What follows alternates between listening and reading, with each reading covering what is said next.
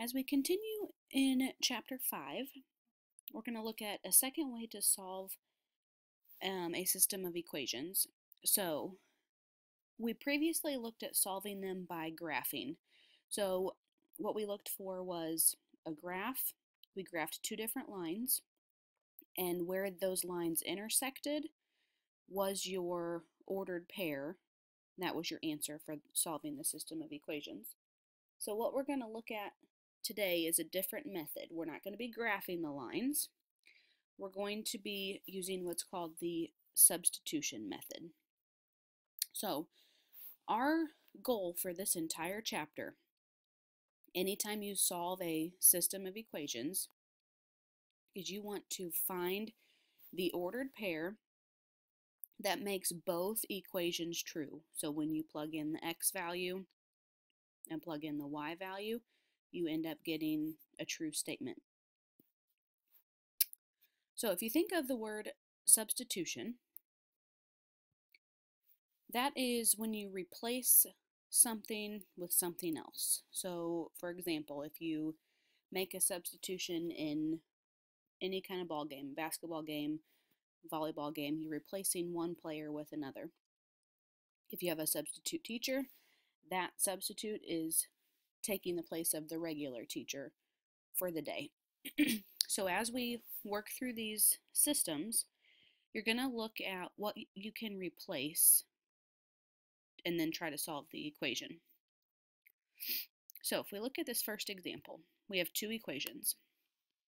Our first one is y equals negative 2x plus 4, and our second one is negative x plus 3y equals negative 9.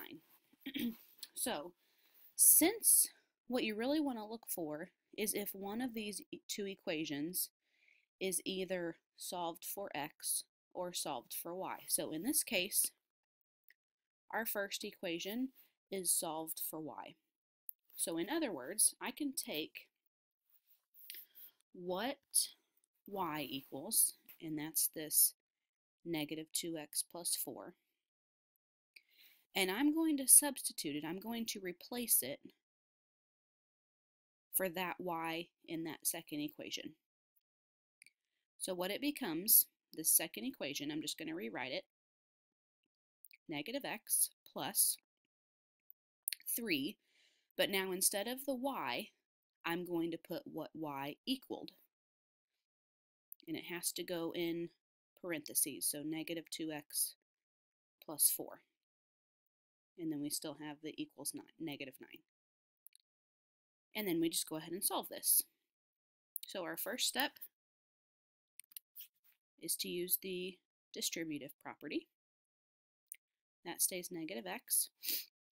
And then we have 3 times negative 2x would give you a negative 6x.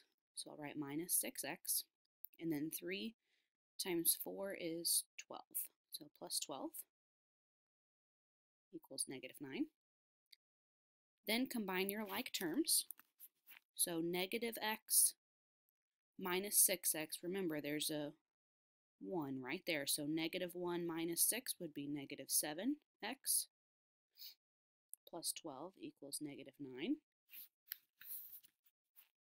Then we're going to subtract 12 from each side. So negative 7x equals negative 21. And then we're going to divide by 7. Or, I'm sorry, divide by negative 7 on each side. So you get, I'll come up here and put this, x equals a positive 3, because two negatives would make it positive. Now that's your x value. X equals a positive 3, but I still need to figure out what y is. So all I'm going to do is take this 3 that x equaled, and I'm going to plug it right in where the x is. So the original part said y equals negative 2x plus 4, but instead of that x, now I'm going to put a 3. So negative 2 times 3 plus 4. Negative 2 times 3 is negative 6, and when you add 4, you get negative 2. and that's what y equals. So if we write this as an ordered pair, remember your ordered pair always is x first and then y. So we'll write it as 3, -2. And that's your final answer right there.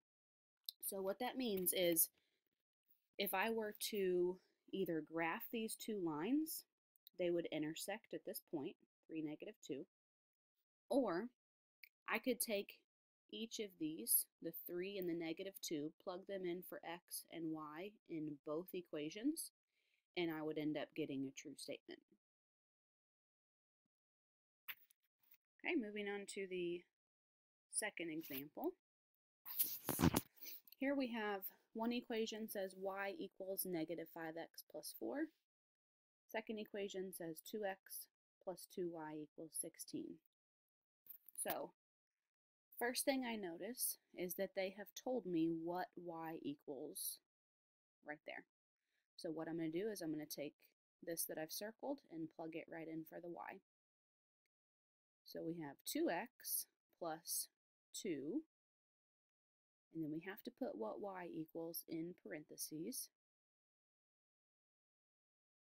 and that will equal 16. And then we solve. So again, we have to use the distributive property first. So we have 2x, then 2 times -5x would be -10x, and 2 times 4 is 8. Combine your like terms here. 2x minus 10x would be -8x, plus 8 equals 16. Subtract 8 from each side.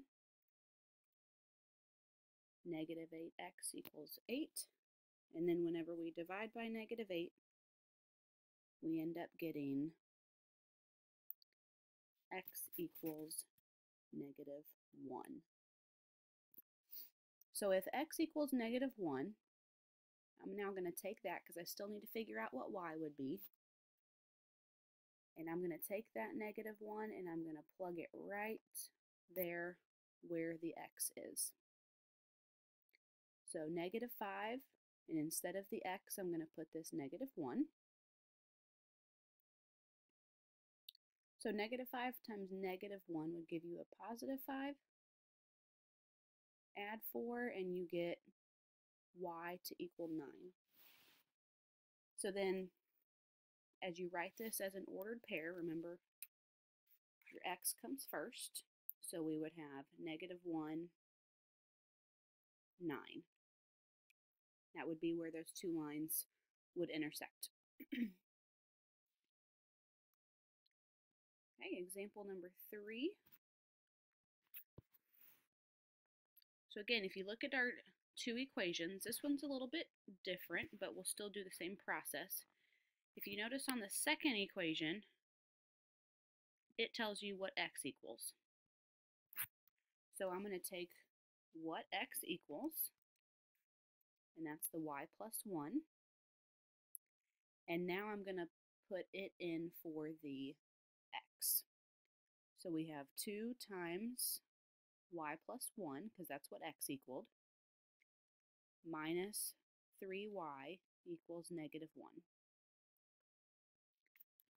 Make sure you distribute first. So that becomes 2y plus 2 minus 3y equals -1. Combine your like terms. 2y minus 3y would give you a -1y, or you could just put -y. So I'll have the plus 2 equals -1. Subtract 2 on each side. -y equals -3.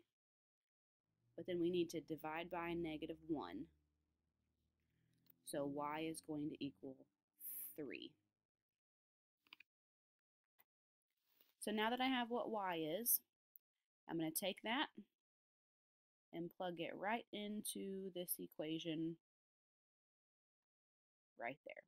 So x will equal 3 plus 1, which is 4. So whenever you write your ordered pair, we'll have 4, 3 as your answer. And then finally, on the last one, again, it's going to be the exact same process. This time I've given you what x equals again. So x equals y plus 9. So I'm going to take that and just replace it. I'm going to substitute it in for the x right here.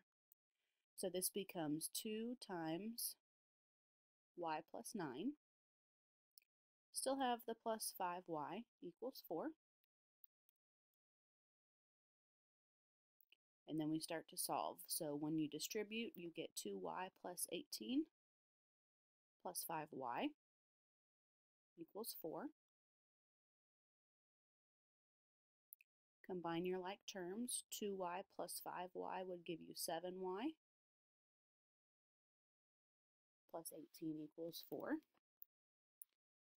Then we're going to subtract 18 from each side. You get 7y equals 4 minus 18 would be negative 14. Divide by 7 and we get y equals negative 2. So that's our y value.